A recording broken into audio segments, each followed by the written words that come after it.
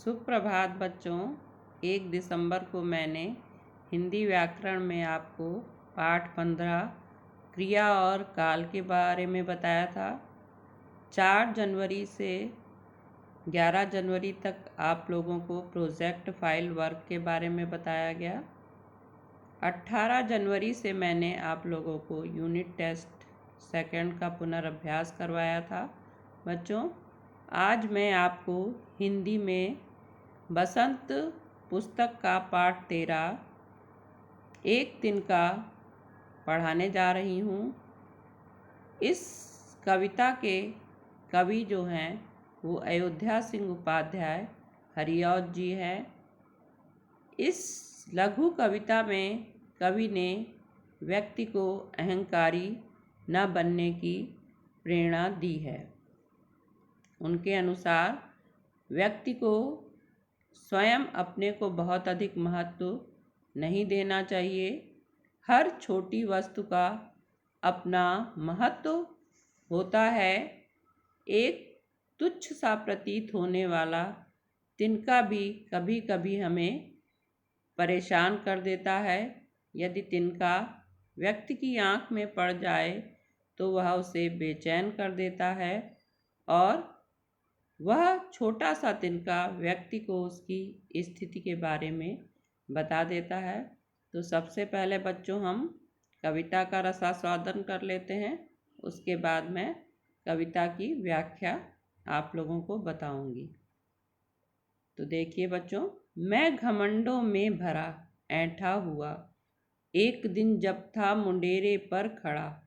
मैं घमंडों में भरा ऐंठा हुआ, एक दिन जब था मुंडेरे पर खड़ा। अचानक दूर से उड़ता हुआ, एक तिनका आँख में मेरी पड़ा। अचानक दूर से उड़ता हुआ, एक तिनका आँख में मेरी पड़ा। मैं झिझक उठा, हुआ बेचैन सा, लाल होकर आँख भी दुखने लगी। मैं झिझक उठा, हुआ बेचैन सा, लाल होकर आँख भी दुखने लगी। मूठ देने लोग कपड़े की लगे, मूठ देने लोग कपड़े की लगे, ऐंठ बेचारी दबे पाँव भागी। जब किसी ढप से निकल तिनका गया, तब समझने यों मुझे ताने दिए। जब किसी ढप से निकल तिनका गया, तब समझने यों मुझे ताने दिए। ऐंठता तू किस लिए इतना रहा, एक तिनका है बहुत तेरे लिए। बच्चों, पुनः एक बार कविता देख लेते हैं। मैं घमंडों में भरा ऐंठा हुआ, एक दिन जब था मुंडेरे पर खड़ा। अचानक दूर से उड़ता हुआ, एक तिनका आँख में मेरी पड़ा। मैं झिझक उठा, हुआ बेचैन सा, लाल होकर आँख भी दुखने लगी। मैं झिझक उठा, हुआ बेचैन सा, लाल होकर आँख भी दुखने लगी। मूठ देने लोग कपड़े की लगे, ऐंठ बेचारी दबे पाँव भागी। मूठ देने लोग कपड़े की लगे, ऐंठ बेचारी दबे पाँव भागी। जब किसी ढप से निकल तिनका गया, तब समझने यों मुझे ताने दिए। जब किसी ढप से निकल तिनका गया, तब समझने यों मुझे ताने दिए। ऐंठता तू किस लिए इतना रहा, एक तिनका है बहुत तेरे लिए। बच्चों, अब इसको समझ लेते हैं हिंदी में।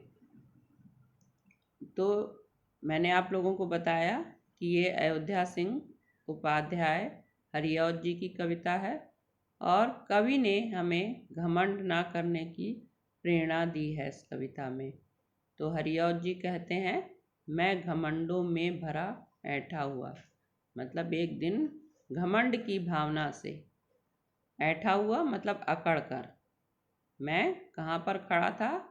छत की मुंडेर पर। छत के चारों ओर जो चार दीवारी बनी होती है, वहाँ पर कवि खड़ा हुआ था। तो वो कहते हैं कि एक दिन मैं घमंड की भावना से अकड़ कर अपनी मुंडेर पर खड़ा हुआ था, अपनी छत की मुंडेर पर। तभी क्या हुआ? अचानक दूर से उड़ता हुआ। अचानक ही एक तिनका छोटा सा उड़ता हुआ, दूर से उड़ता हुआ आकर मेरी आँख में पड़ गया। अब क्या हुआ, मैं झिझक उठा, यानी कि परेशान हो गया, हुआ बेचैन सा और व्याकुल हो गया। लाल होकर आँख भी दुखने लगी। तो उससे तिनके से लाल होकर आँख दुखने लगी, क्योंकि जब आँख में तिनका पड़ जाए तो आँख में जो है वो गड़ने लगता है और उसके कारण आँख में परेशानी होने लगती है और हमें कुछ सही से दिखाई नहीं देता है। और हम चूँकि तिनका गिर जाता है तो आँख दुखने लगती है, तो हम उसको आँख को मलने भी लगते हैं, तो उससे आँख लाल हो जाती है। तो वही कवि कहता है, जैसे ही तिनका गिरा तो मैं झिझक उठा और फिर परेशान हो गया। लाल होकर आँख भी दुखने लगी और उस तिनके के गिरने से आँख जो है वो लाल हो गई और दर्द भी करने लगी। मूठ देने लोग कपड़े की लगे। जब मैं ऐसा कर रहा था तो जो लोग मेरे आसपास थे वो लोग आ गए और कपड़े की मूठ बनाकर, कपड़े का एक गोला रूप बना लेते हैं लोग और उससे फूंक मारते हैं, तो वही कपड़े का गोलाकार रूप बनाकर लोग क्या करने लगे, मुझे फूंक देने लगे आँख पर। ऐंठ बेचारी दबे पाँव भागी। तो इससे क्या हुआ, जो वो तिनका था वो निकल गया और जो मेरी अकड़ थी वो दबे पाँव, पैर दबाकर जो है वहाँ से चली गई। यानी जब तिनका निकल गया, जब लोग मूठ देने लगे कपड़े की, तो क्या हुआ, मेरे अंदर जितनी भी अकड़ थी वो निकल गई। जब किसी ढब से निकल तिनका गया, ढब मतलब उपाय से, कोई भी जब मैंने वो सब उपाय कर रहे थे तो उनसे तिनका निकल गया, तब समझने यूँ मुझे ताने दिए। तब मेरी अकल ने, मेरी बुद्धि ने मुझे क्या किया, मुझ पर ताना कसा, व्यंग किया। ऐंठता तू किस लिए इतना रहा, तुम किस लिए इतनी अकड़ दिखा रहे थे। एक तिनका है बहुत तेरे लिए। तो एक तिनका ही, एक छोटा सा तिनका ही तुम्हारे घमंड को चूर करने के लिए जो है काफ़ी है।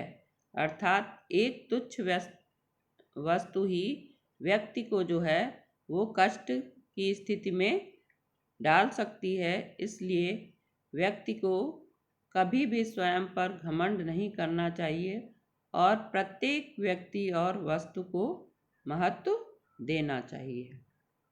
बच्चों एक बार पुनः देख लीजिए व्याख्या। मैं घमंडों में भरा ऐंठा हुआ, एक दिन जब था मुंडेरे पर खड़ा।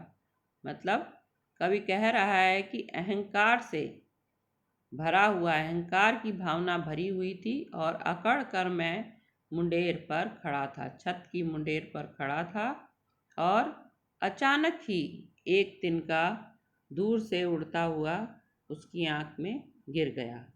तो क्या हुआ, मैं झिझक उठा, अचानक ही वो झिझक गया और फिर परेशान हो गया। तो आँख को मलने से आँख भी लाल हो गई और दुखने लगी। तो आसपास के लोग आ गए और वो कपड़े की मूठ बनाकर उस आँख पर फूंक मारने लगी और इसी समय जो मेरे अंदर अकड़ थी वो सारी निकल गई। दबे पाँव भागी क्या, अब अकड़ सारी निकल गई। जब किसी ढब से निकल तिनका गया, और लोगों के इस तरह उपाय करने से किसी तरह जब तिनका निकल गया, तब समझने यूँ मुझे ताने दिए। तब कवि की बुद्धि ने उसे जो है वो व्यंग किया, ताना मारा कि किस लिए तुम इतना अधिक घमंड कर रहे थे, किस लिए, एक तिनका है बहुत तेरे लिए। तो एक छोटा सा तिनका ही तुम्हारे लिए बहुत काफ़ी है तुम्हारी स्थिति को बताने के लिए और तुम्हें किसी भी कष्ट की स्थिति में डाल सकता है। इसलिए व्यक्ति को जो है वो कभी भी स्वयं पर घमंड नहीं करना चाहिए और प्रत्येक छोटी से छोटी वस्तु को महत्व देना चाहिए, क्योंकि संसार में प्रत्येक वस्तु का जो है और व्यक्ति का अपना महत्व है।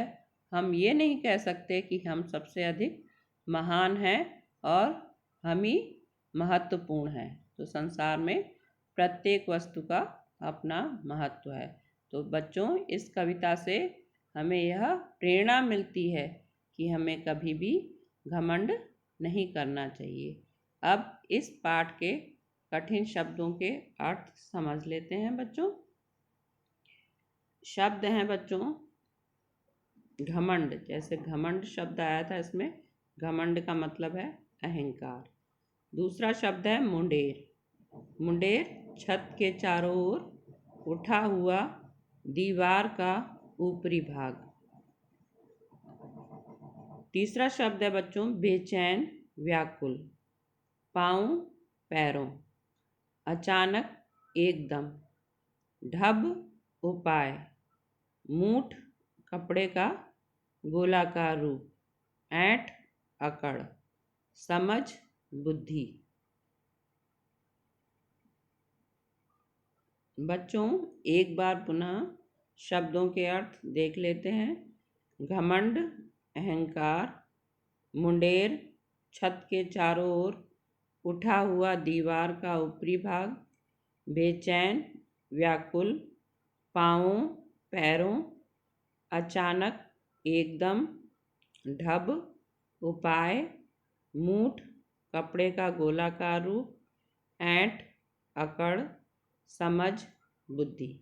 बच्चों, अब इस पाठ से कुछ बहुविकल्पीय प्रश्न मैं पूछ रही हूँ, आपको उनके उत्तर लिखने हैं। तो बहुविकल्पीय प्रश्न है, तिनका कहाँ से उड़कर आया था? पास से, पैरों के तले से, छत से, बहुत दूर से। तो जैसे कि हमने कविता पढ़ी तो उसमें दूर से, अचानक एक तिनका गिरा आँख में दूर से, तो दूर से तिनका आ रहा था बहुत, तो इसका सही उत्तर है बहुत दूर से।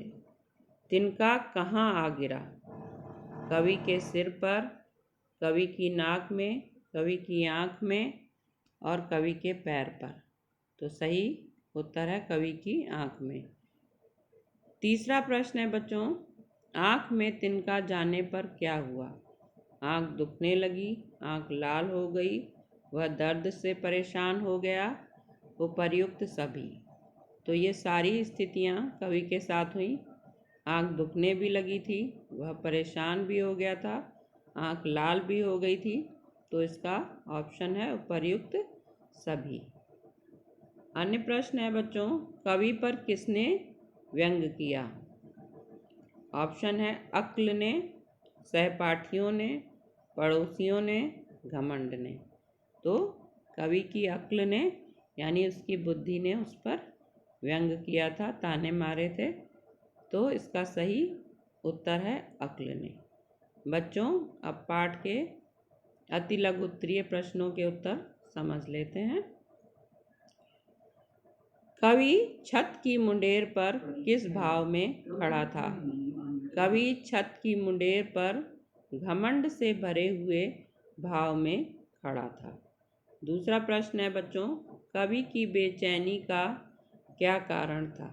तो इस प्रश्न का उत्तर है बच्चों, कवि की आँख में तिनका गिर जाने के कारण वह बेचैन हो गया और उसकी आँख लाल हो गई, वह दुखने लगी। आसपास के लोगों ने